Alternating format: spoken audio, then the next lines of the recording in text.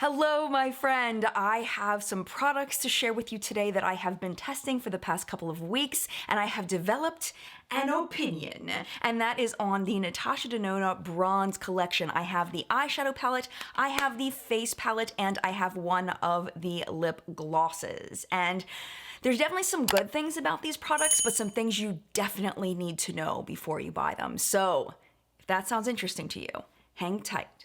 We're getting into it right now.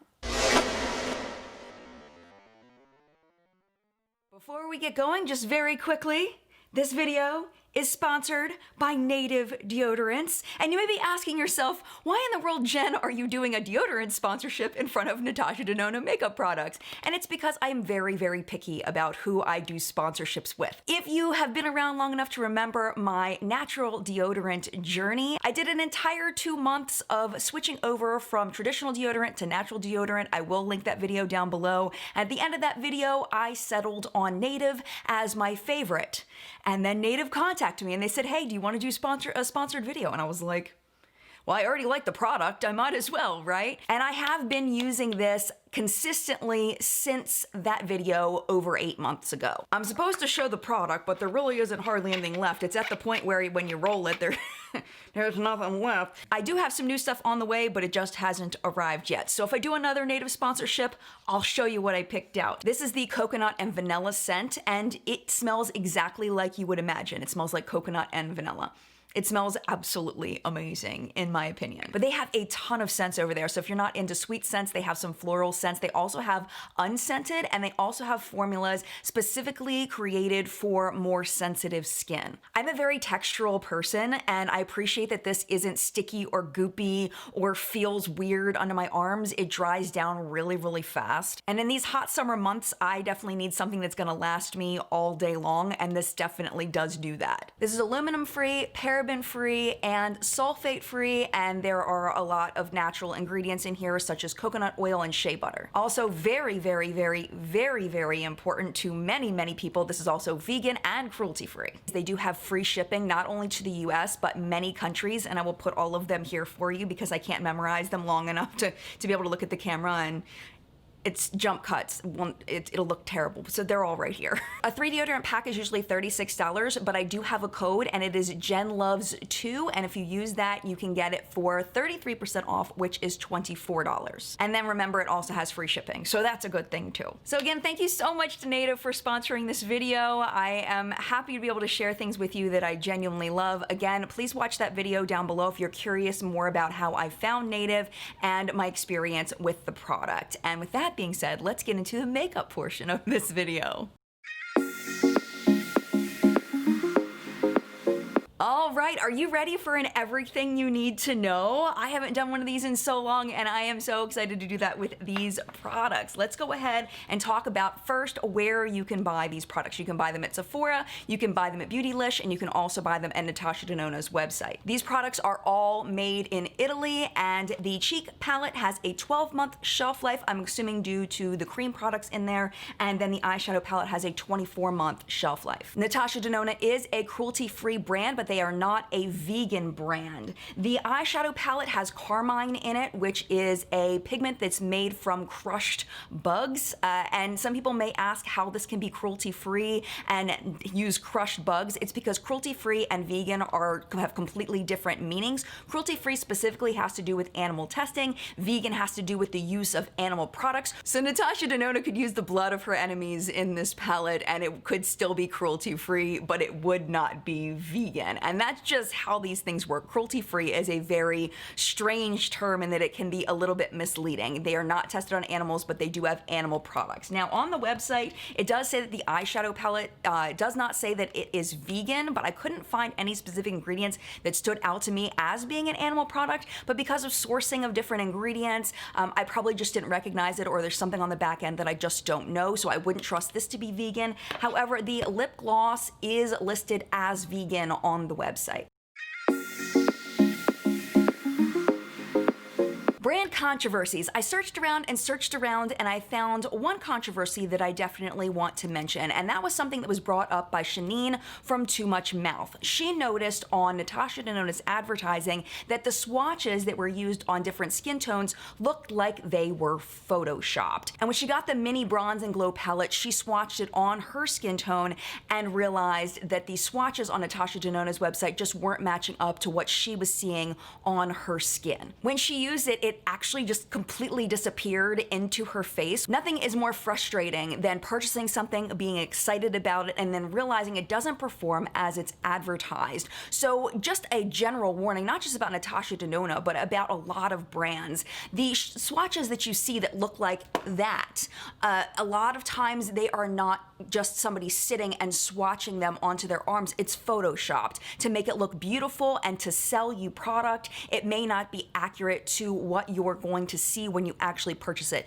So I definitely suggest searching around for swatches. I'm going to do swatches on my skin tone for these and searching around for other people that are of your skin tone and see what it actually looks like on them. I'm going to link Kelsey Brianna J's video of the comparison of the face palettes down below. She did a fantastic job showing how all of them work for her. So if you are of a deeper skin tone, I highly recommend you check out that video before you purchase any Natasha Denona face palettes.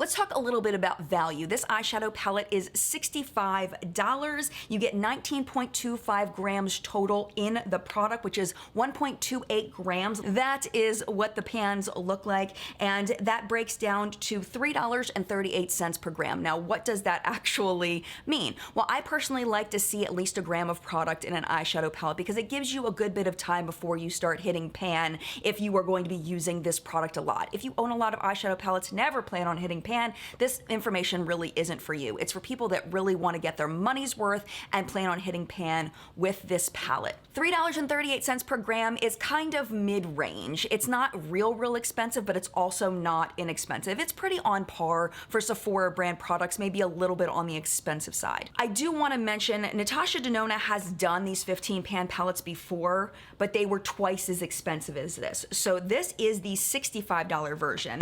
The Natasha Denona Lila palette, this is the $129 version, and you can see the difference in the size. I mean, you can see why one is much less expensive than the other. The pan size is much larger in the more expensive version, even though you get the same number of shades. And what it breaks down to is about half the product for about half the price, and I feel like that's fair for Natasha Denona pricing. That's just me. Now, for me, I don't see a point in getting twice as much product of the 15 shades. I'm really glad she's going to the smaller pans because I am one that doesn't hit pan very often, but it really just depends on your makeup using habits. Just a little bit about the value of the bronze cheek palette. This is $55. You do get 12 grams of total product, which is 3 grams per pan, which is pretty regular, pretty normal for a cheek palette, which is $4.58 per gram, which is a little bit on the higher side as well. Now the Lipophoria, this is in the shade Chestnut. I wasn't gonna buy all three. It made me cringe to spend $26 on a lip gloss. I figured I could get enough insight into just buying the one. It's enough for me. You get 4 milliliters total, which ends up being $6.50 per milliliter, which is expensive. For comparison's sake, the Fenty one that I love, it's my favorite gloss, is 9 milliliters for $19. Absolutely insane. The Lancome Juicy Tubes, which are really popular, 15 milliliters for $20. I mean, really? Dior is 6.5 milliliters for $30. Buxom is 4.4 milliliters for $21. And then the NARS is a similar size, but it's still more, 6 milliliters for $24. You would think that these would have about the same amount of product, but they absolutely don't. That's why it's important to read how many milliliters you're getting so you know if you're getting a good value. And I don't know about you, but for me, I do use up lip glosses, especially if it's something that I truly enjoy. So how much lip gloss is in there is important to me when I'm investing in one. But there's one thing I want to mention before we move on from that. This claims to do some pretty stinking magical things. So if this has the ingredient deck that matches up with the claims for it, which is basically collagen lip injections from this, then maybe this is worth more. But we'll get to that in a minute when we get to the ingredient analysis for it. Just very quickly about packaging, I did want to talk about this specifically. There are a lot of fingerprints that can collect on this metal packaging. Also on this, lots of fingerprints. I do like that they have these little holes where you can punch out the pans if you want to very easily, which is super cool. Another thing I appreciate is the very large and nice mirror. It's not a floppy, funky mirror. It's a nice mirror. And I also appreciate that this is stiff in that, you know, it doesn't fall down. So if you're using this as a mirror, it's going to stay up for you unassisted, which I love. Opening it is pretty easy. It is a little bit tough if you have fine motor issues to hold it and pull, but there isn't any weird click closure that makes it really difficult to open. You just have to be able to grasp and pull in order to get it open. Same thing with the cheek product. This one's a little bit easier to open. You don't have to have as strong of a grasp in order to open that. Again, stays open by itself, and the mirror is very nice. And this is just traditional lip gloss packaging. Nothing really magical about that. The doe foot is a traditional thin, flat doe foot. I ain't got nothing else to say about that. For ingredients of the eyeshadow palette, it's a pretty traditional eyeshadow formula. Most of these are talc based, so if you don't like talc, if talc irritates your eyes, unfortunately this is going to be a no for you. Like I mentioned before, there is carmine in many of these shades. The only ones that don't have carmine are True Copper, True Bronze, Palladium, and Silk. Palladium I think, and Silk are the only ones without carmine. The cheek palette, again, typical ingredients, nothing that really stood out there. Let's talk a little bit about the lip gloss though, because the lip gloss, let's look at the claims real quick. It says enriched with moist and repair active that promotes collagen delivery into the lips, ensuring short and long-term plumping, filling, and hydration while also improving their elasticity. They're basically saying this is going to give you a lip injection like you might get from a doctor. That's the way I interpret that. And that is some big claims. That's big claims.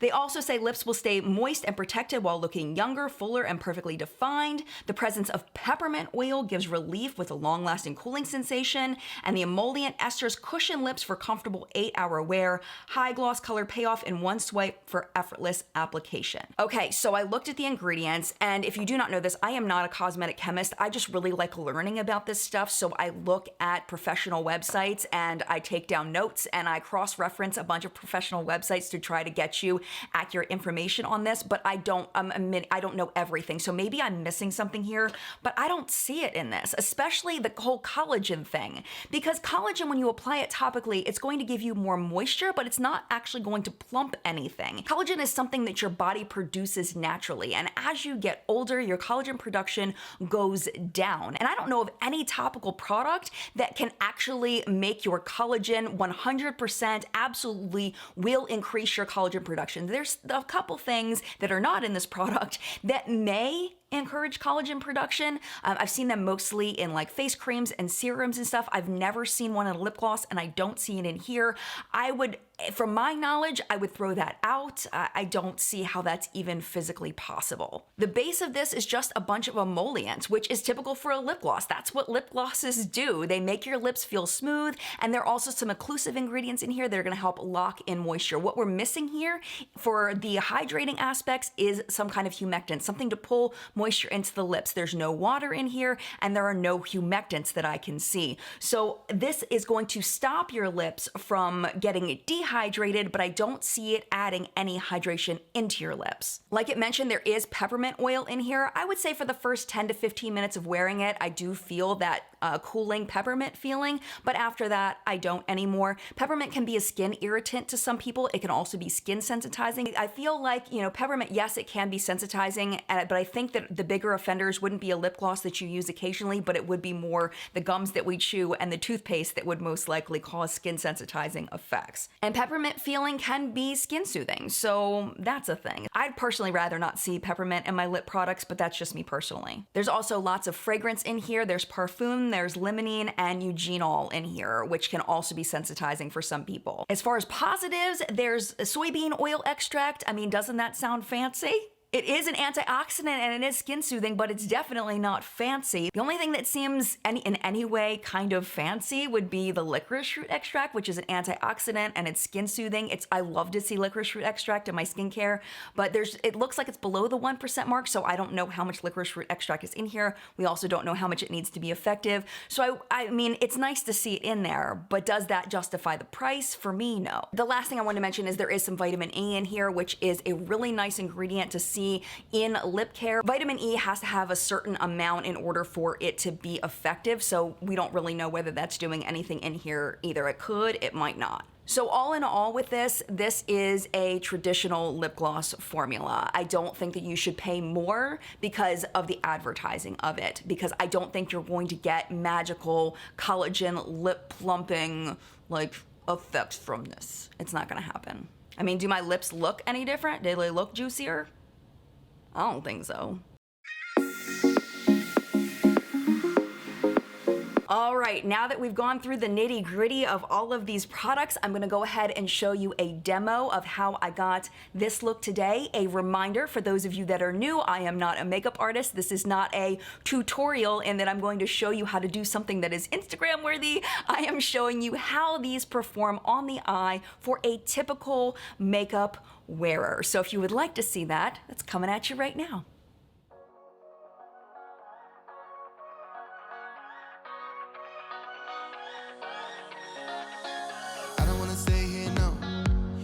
Keep it low now. If you wanna go, let's go. Let's wrap it up and hit the road. I just got an awesome vibe, striking the winner post now. Liberty's on my mind. We've taken off, we've left the ground. You gotta understand that we get one chance, one chance. You will never regret the things that we'll do. 'Cause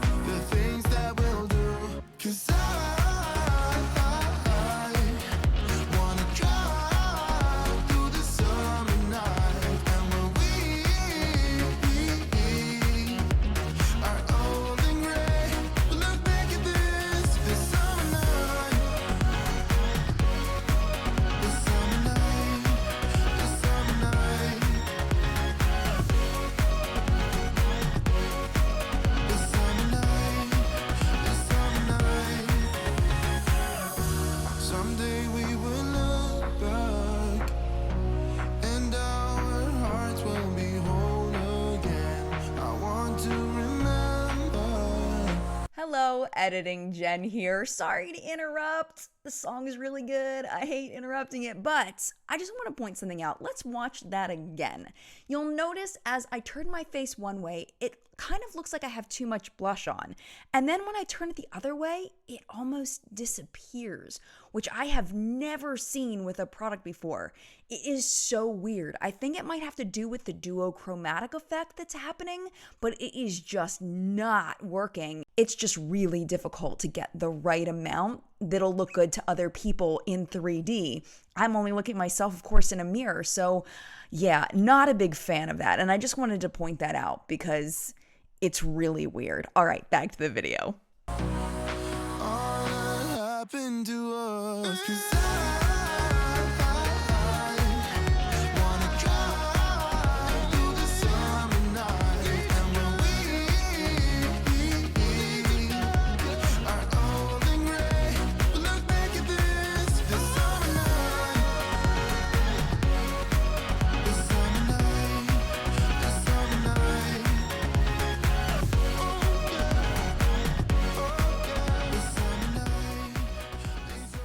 now that you've seen how I got this look today, I'm going to go ahead and show you some swatches of all of these products. I like to do finger swatches and brush swatches because I feel like it shows more about the color payoff and how they work both with finger application and then of course with brush application, because we're going to be using brushes most likely on our eyes. So those are coming at you right now.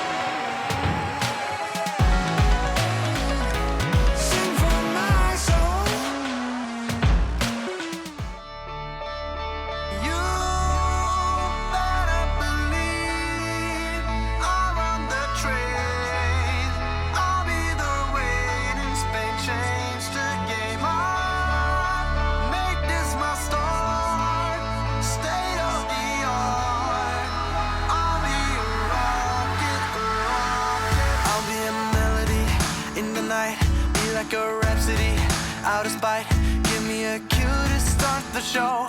Give me a 1, 2, 3, let's go. Let me just reminisce for a change. Give you the genesis of my range. And when the whole world starts to fall, I'll be the one rising up, standing tall. They got me like uh-oh, uh-oh. They got me like uh-oh, uh-oh. They got me like uh-oh, uh-oh. They got me like uh-oh, uh-oh.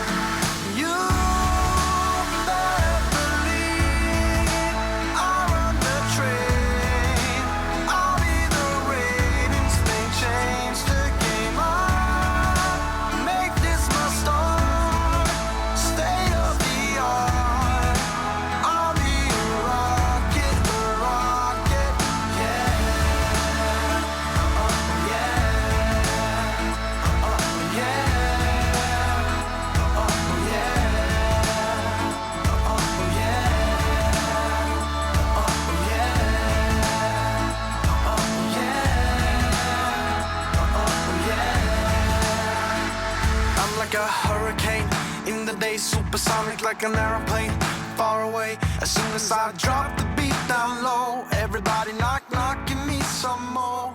Let me just improvise a couple lines, break it down, symbolize. All right, my friend, it is currently 2:30. I've had this makeup on for about 45 minutes, so we're gonna come back later tonight and we're gonna see how all of this wore. Let's take a second and just take one more look, see how everything looks. All right, and then I will be here to give you my final thoughts and full review. So it'll just be a second for you, be many, many hours for me. I'll see you in a second. Day is done. It is currently 9:12, so I feel like this is a good amount of time for a wear time. Let's go ahead and zoom in on how this looks. First thing I'm noticing, well, I wiped it off this side without thinking about it because I was like, oh, it's all messed up, I should wipe it off. And then I was like, wait a minute, I need to show you what it looks like. So if you look here, I've got like some weird, I don't know what happened there, where it transferred down there. That's the deepest shade here. That's this shade transferring down, the rhodium shade. And I've worn this on my lower lash line before and that did not happen. So I don't know what's happening there, but I am gonna wipe it off because that's just very unattractive in my opinion. Go ahead and check it out and see what you think.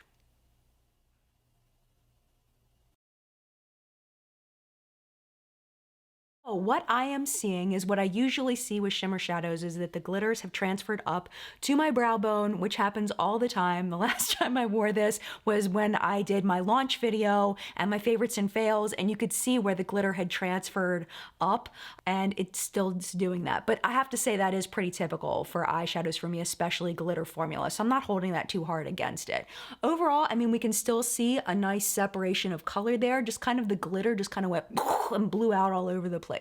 I don't really see that pink shade as much, I don't think, as I did before, but overall, I don't think it looks bad. Like if I was at a long day at work and my eyeshadow looked like this at the end of the day, other than that black that was under here, I would be perfectly happy with the way that it looks. Wear time is good, and that's consistent with what it's been like as I've worn it over the past couple of weeks. I do want to go ahead and give some final thoughts on these three products. Let's start with the lip gloss, okay? The lip gloss is a nice lip gloss. I love the pigmentation of it. It is a beautiful color, and I would be interested in purchasing the other two if it weren't for the price point. I think the price point is crazy considering the amount of product that you get in here, but it is nice. So if you do like these, if you are in love with the color, I would definitely recommend picking them up. It's just, they're not anything worth that price point, but it is very, very nice. The cheek palette, okay. Next to the Lila palette, which I was very sad to say I did not enjoy that much, this is probably my least favorite thing that I have from Natasha Denona. Now, I do want to admit that I did not use the Super Glow Bronze shade on my face because it is too deep for my complexion. It does say something about that you can use it like as kind of a bronzer. I don't think, I did not do that. Let's just say that I did not do that. So I did not use that one, but I have used all of the other ones. I do actually really like the Super Glow Nude. It is a beautiful shade. That's probably my favorite thing in this palette. Now these cream shades, they're super weird. If you noticed in the demo, I have to like dig and dig and dig to get any kind of color payoff. It's hard to describe because it's a little mushy, like it's a little soft, like you can put fingerprints in it. Like it's a little mushy, but at the same time, it's hard to get color payoff on the face. It kind of reminds me of a ColourPop Super Shock, but much less functional. And they do seem to be drying out a little bit, which is really, really weird. Kelsey Brianna J said the same thing, that hers seemed to be drying out a bit. I mean, they do have this little closure, which I thought was probably more for keeping the powder products out of it, but I do think that it's to try to help it not to dry out, because that's the way like Super Shocks are, where you have to like close the lid on them to make sure they don't dry out. I feel like this is kind of the same thing, but because it's not really airtight, it's just, I'm concerned that this isn't going to be useful for very long, which of course, you know, at this price point, it's just not worth the price.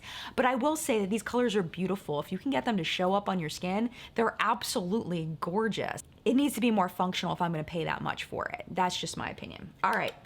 Finally, the eyeshadow palette. My favorite thing that from this collection is definitely the palette. Now, that being said, you have to accept it for what it is. You have to love it for what it is, which is a warm-toned, summery looking palette with some really cool duochromes in there with pretty much all mid-tone shades.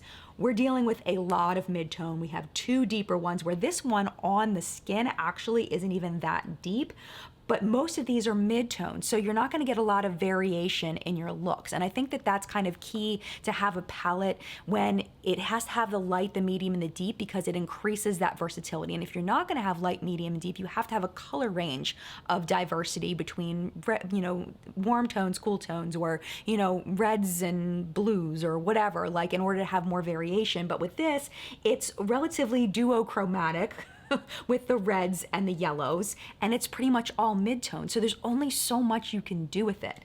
That being said, they blend like a stinking dream. I mean, they are so easy to use, and I love that there isn't a lot of kick up in the pan. There isn't a lot of wasted product, which is absolutely fabulous. I like it so much more than the Lila palette. It reminds me a lot more of the green brown palette as far as the quality of a lot of those shades in there.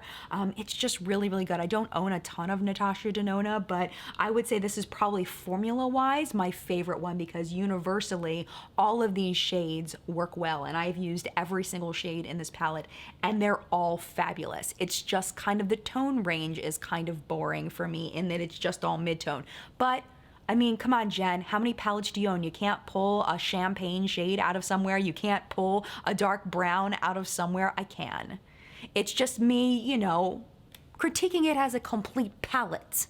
So overall, if I had the chance to do this again, what would I purchase? What would I not purchase? Honestly, I would probably purchase these 2. Would I purchase any more of these? No. Absolutely not, but I'm happy to have this one. I would definitely repurchase them. I'm very thankful to have this. There, believe it or not, are some shades in here that I don't own in the rest of my collection, such as the shade Bliss here. I have things that are similar, but I don't have anything quite like that. Also, the shade Rhodium is another one that I am just absolutely in love with, and I'm hoping I'm saying that right. I'm very happy to have this and would purchase it. As far as the cheek palette, absolutely not. I do think that it's beautiful, but I am nervous about the longevity of the products in here, and it's really not worth the price point for me for just this one shade, even though it's absolutely gorgeous. At this point, my friend, it is your turn in the collective brain of makeup awesomeness, where we help each other to not buy crap and to buy things that are totally worth it. If you own these products, if you've tried Natasha Denona products in the past, I would love to know your thoughts down in the comments down below so we can learn from you and your personal experience. Thank you so much, Native, for sponsoring this video. I appreciate you. Again, links and discount codes and information will be down below. And if you have not tried any of these, what do you think of the review? What do you think of the products? Are you interested in purchasing them? Yes, no, maybe? I would love to know. Thank you so much for watching. If you are not already subscribed, please subscribe before you go if you enjoyed the video. And if you enjoyed the video, if you hit the like button, that really helps me out a lot. It only takes a quick second for you, and it really helps me, so please hit the like button before you go. If you would like to watch another video though, YouTube should be recommending a video for you right down there to watch. But if it is your time to go, it is no problem at all. Thank you so much for hanging out. As long as you did, mad love to you, and I will see you in a video very, very soon.